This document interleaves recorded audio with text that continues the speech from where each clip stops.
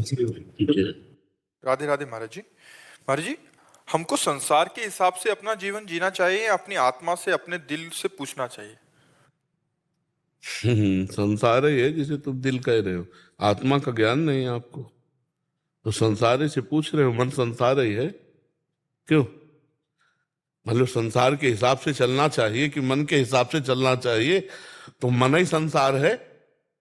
संसार के हिसाब से चल रहे हो, आत्मा के हिसाब से थोड़ी चल रहे हो। आत्मा के हिसाब से तो चलना ही नहीं होता हो। तो एक अव्यक्त सर्व जगह व्याप्त सच्चिदानंद, उसे आत्मा कहते हैं। आत्मा का मतलब क्या समझते हो? मन। हमें लगता है मन ही समझते हो। है मन आत्मा का संबोधन कर रहे हो, लेकिन आत्मा को जानते तो हो नहीं, क्योंकि वो तो भगवत स्वरूप आपका ही स्वरूप है। और वो अचा है, उसमें कोई चा नहीं है। वो अक्रिय है, उसमें कोई क्रिया नहीं है। वो अरूप है, उसका कोई रूप नहीं है। वो अनाम है, उसका कोई नाम नहीं। तभी तो आत्मा कहा जाता है, संबोधन मात्र है। तो भाई इसका मतलब है मन की बात कह रहे हो आप कि हम संसार के अनुसार चले या अपने मन के अनुसार चले? तो ना संसार के अनुसार चलो, ना अपने मन के अनुसार चलो, शास्त्र के अनुसार चलो। तस्मात् शास्त्रम प्रमाणम ते कार्या कार्यो व्यवस्थित हो। क्या करना चाहिए, क्या नहीं करना चाहिए, ये संत महापुरुषों से, भगवान की वाणी, गीता जी, भागवत जी, इनको पढ़ो, इनसे जानकारी करो कि हमारा कर्तव्य क्या है, हमारे जीवन का उद्देश्य क्या है, हमको क्या नहीं करना चाहिए, हमको क्या करना चाहिए। ये सब शास्त्रों में मिल जाएगा। नहीं शास्त्र पढ़ो तो रोज सत्संग सुनो, तो आप सत्संग में सुन लेंगे। अब मन के अनुसार चलो तो संसार के अनुसार है, संसार के अनुसार चलो तो मन के। अब हम इसका भेद करके ऐसा समझ सकते हैं कि संसार जैसा चाहता है वैसा हम चलें या अपने मन के अनुसार चलें? ऐसा प्रश्न होगा? नहीं। तो संसार की चाहत के अनुसार तो हम नहीं चल पाएंगे। संसार तो किसी में राजी है ही नहीं, बिल्कुल नहीं राजी है। संसार के अनुसार तो कोई चल ही नहीं सकता, पक्की बात समझो। हम कई बार एक घोड़े वाले का उदाहरण देते हैं कि एक घोड़े वाला अपने लड़के के साथ जा रहा था, तो खुद घोड़े में बैठा था, लड़का नीचे था। तो लोगों ने देखा, संसार के लोगों ने, हाँ यार कितना निर्दयी है, लड़के को पैदल चला रहा है, अपना ऊपर बैठा है। तो वो नीचे उतर गया लड़के को। आगे चले तो संसार वाले बोले क्या जमाना आ गया है, नया लड़का घोड़े पे, बूढ़ा पैदल है। बोले आओ पिताजी बैठ जाओ। दोनों बैठ गए। तो कुछ लोग मिले, बोले हराम का घोड़ा मिला होगा, दोनों लदे हो। दोनों नीचे उतर गए।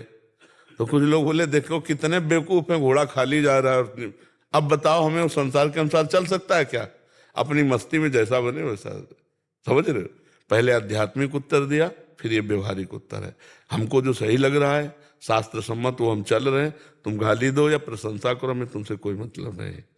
तो बड़ा मतलब संसार का विचित्र रूप है, ये राजी नहीं हो सकता। इसको राजी नहीं किया जा सकता, आप पक्का समझ लीजिए। बिल्कुल नहीं, इसको राजी नहीं किया जा सकता, किसी भी तरह राजी नहीं किया जा सकता। संसार को अगर लेकर चलोगे कि लोग हमारे प्रति क्या कह रहे हैं, तो चल ही नहीं सकते आप। संसार को प्रसन्न कर ही नहीं सकते। अपने हिसाब से चलो, जिनको जो कुछ तो लोग कहेंगे, हाँ अपने को सुनना है और ये देखना है कि हम गलत तो नहीं है। जैसे मान लो कोई कह रहा है कोई बात, तो उस बात को हमें देखना है कि कहीं हम गलत तो नहीं है। अगर गलत है तो सही कह रहे हैं, हमको सुधार करना चाहिए। अगर गलत नहीं है तो फिर भगवान जाने उनको क्या मति गति है, हमें अपने अनुसार चलना चाहिए। पर जी इस बात की निष्ठा तो जो गलत कार्य कर रहे हैं उनमें तगड़ी है। वो दारू पी रहा है, कोई भी कुछ भी कह रहा हो, पी रहा है। हाँ बात सही, बात सही। हाँ बात सही। बुरे कर्म वालों में ज्यादा निष्ठा है। भले कर्म वाले तो जैसे माला लेकर के ऑफिस गए ना, और दो चार लोग कह दिए बड़े भगत, तो अगले दिन माला लेके नहीं जाएंगे। बात सही है। अच्छे कर्म करने वालों की पक्की निष्ठा कम है, बुरे कर्म करने वालों की ज्यादा निष्ठा जोरदार है। मांस खा रहा है तो कोई बोलते कुछ रहो, बोलते रहो, हाँ, और क्या गाली देते रहो, उनको कोई फर्क नहीं। वैसे चाहिए ऐसे निष्ठा। हाँ, निष्ठा ऐसे ही चाहिए अपनी धर्म की भी। धर्म की निष्ठा है, वो तो खैर निष्ठा क्या पतन का मार्ग है, वो तो उनका गलत सोचना है। अगर कोई समझावे, हम कह रहे हैं कि गलत है, तो हमें सुधार कर लेना चाहिए और अच्छी निष्ठा रखनी चाहिए कि अच्छी निष्ठा में फिर लोग कुछ भी कहें, हमको नहीं, किसी को नहीं बख्शते, किसी को नहीं। जान की ताकत लगा करके चाहे देश को समर्पित हो जाए, कोई उसके कोई नहीं, उसको कुछ ना कुछ अब जैसे आर्मी के भाईजान आते हैं, तो हम उनका बड़ा स्वागत करते हैं, क्योंकि बहुत कष्टप्रद देश रक्षा में वो कहाँ खड़े रहते हैं। अब कुछ लोग उनको क्यों तो हम कहा संत और सैनिक हम बराबर देखते हैं, क्योंकि हिमालय में लगा दो चाहे जहां लगा दो, भोजन मिले ना मिले वो डटे हुए हैं। भादर में लगो तब पता चले कहां से गोली आ जाए, कब गर्दन उतर जाए, कुछ पता नहीं है। हम शहीद हो रहे हैं, जा रहे हैं आतंकवादियों से भिड़ने के लिए, 5-5 हमारे भारत के जवान शहीद हो रहे हैं, तो उनके लिए भी निष्ठा नहीं है। जो देश के लिए उनके लिए भी निष्ठा, मतलब कुछ ऐसे लोग हैं जिनको स्वभाव ही है निंदा करना, जिनका स्वभाव ही है, तो किसी की सुने ना, अपने अपने मस्ती में चले। गलत है तो हम सुधार कर ले, नहीं तो हमें किसी की चिंता नहीं करनी चाहिए। हर्ष अग्रवाल जी। राधे राधे बाबा। राधे राधे महाराज जी। महाराज जी, ब्रह्म और माया के बीच में क्या संबंध है? और अगर माया ब्रह्म है, ब्रह्म की शक्ति है, तो बाबा शक्ति माया मतलब शक्तिमान से कितनी ताकत तो ब्रह्म हो सकती है? ब्रह्म ब्रह्म और ब्रह्म, बस इतनी बात समझ लो, कोई माया नहीं। सर्वम खलमिदम ब्रह्म, वेद कहता है सर्वम खलमिदम ब्रह्म, नेह नानास्ति किंचन, किंचन मात्र कोई और वस्तु नहीं है, केवल ब्रह्म ही है। जैसे गोस्वामी जी सरल भाषा में कह रहे हैं, सी राम मैं सब जग जानी, करूं प्रणाम जोरी जुग पान। सब सिया राम है। जो हमको ये भ्रम हो गया है, स्त्री पुरुष जड़ चैतन्य कर्ता भोक्ता, यही माया है। मैं और मोर तोर तय माया, जेहि बस कीन्हे जीव निकाया, गो गोचर जहां लग मन जाई, सो सब माया जानो भाई। जो मैं मोर में तय तोर में स्थित है, उसकी दृष्टि जहां भी जाएगी माया दिखाई देगी, और जो ब्रह्म में स्थित है तो जहां दृष्टि जाएगी सर्वम खलमिदम ब्रह्म। तो ब्रह्म और भ्रम, अगर ये भ्रम निकल जाए तो केवल ब्रह्म ही ब्रह्म है, दूसरा कोई। पर ये भ्रम बहुत बड़ा है, माया बहुत बड़ा भ्रम है। जैसे स्वप्न में हमको कोई रसगुल्ला खवा रहा हो तो हम खुश हो रहे हो, या कोई हमें मार रहा हो तुम दुखी हो रहे हो, तो जब तक हम जगेंगे नहीं तब तक दुख सुख के ऊपर नहीं उठ सकते। उस समय सत्य लगता है ना स्वप्न का, शरीर तो पड़ा होता है स्थूल, हमको ज्ञान नहीं होता, लेकिन हमको स्वप्न में मार पिटाई जो हो रही है असली लगती है, या स्वागत सम्मान जो हो रहा है, सुख दुख जो, वो असली लगता है। असली कब तक लगेगा? जब तक आप जग नहीं जाते। और जहां जगे तो आपको झूठा लगेगा ना, ऐसे ही जब तक आपको ज्ञान नहीं होता तब तक ये सही लगेगा, और जब ज्ञान हो जाएगा तो ये सही नहीं लगेगा। सही केवल भगवान है। ये मायाकृत शरीर ये जितने सब नाशवान परिवर्तनशील हैं, सत्य सच्चिदानंद भगवान है। अब जैसे माया और उसकी शक्ति, तो भ्रम की अंधकार की कोई सत्ता नहीं है, पर जब तक आप मानते हैं ना सतो विद्यते भावो ना भावो विद्यते सता, सत का अभाव नहीं है, मतलब हर जगह सत है, और असत की सत्ता नहीं है, पर आपने सत्ता दे रखी तो आपको असत ही दिखाई देगा, सत्य नहीं दिखाई देगा। इसलिए भजन करो।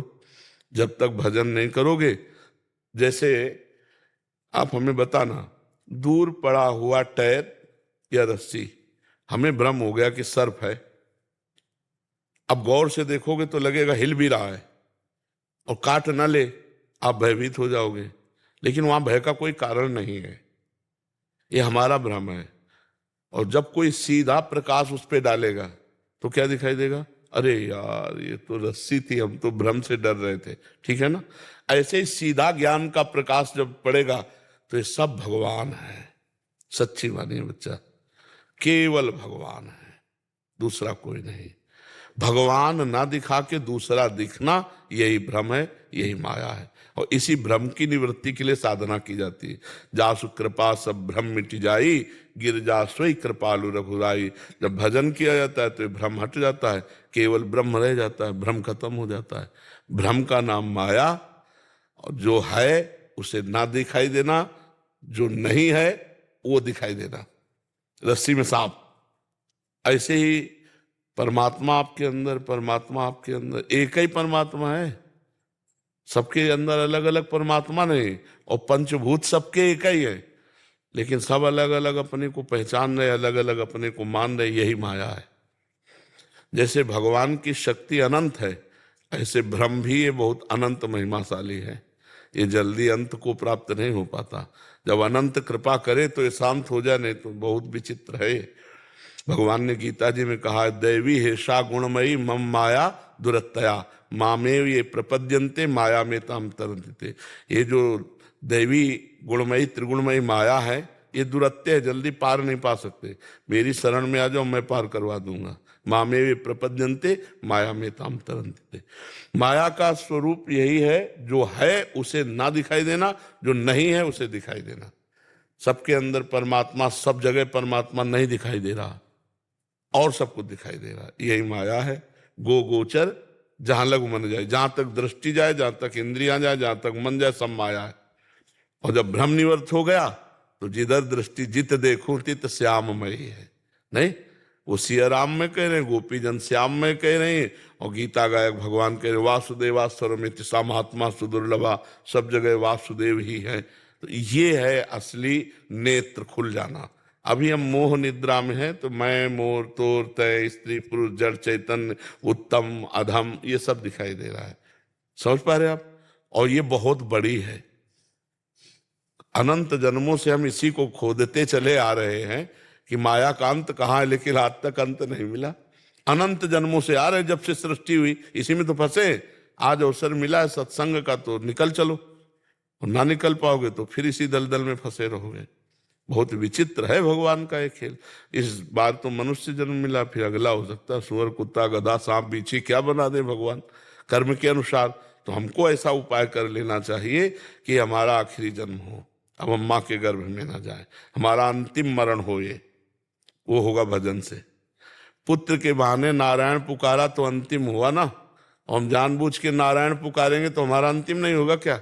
राधा राधा कृष्ण कृष्ण नारायण हरि राम, जो नाम प्रिय लगे खूब नाम जप करो, और भगवान की लीला कथा गाओ सुनो, और समाज की सेवा करो निष्काम भाव से। माता पिता परिवार मोहल्ला अपना नगर प्रांत राष्ट्र जितना कर पाओ निष्काम भाव से सेवा करो। अपने अपने पद का अधिकार पूर्वक जो उसका दुरुपयोग ना हो। जैसे मान लो आप जिस कार्य में लगे हो तो दो ही बातें आपको गिरा सकते हैं, एक प्रलोभन एक भय। रुपए का प्रलोभन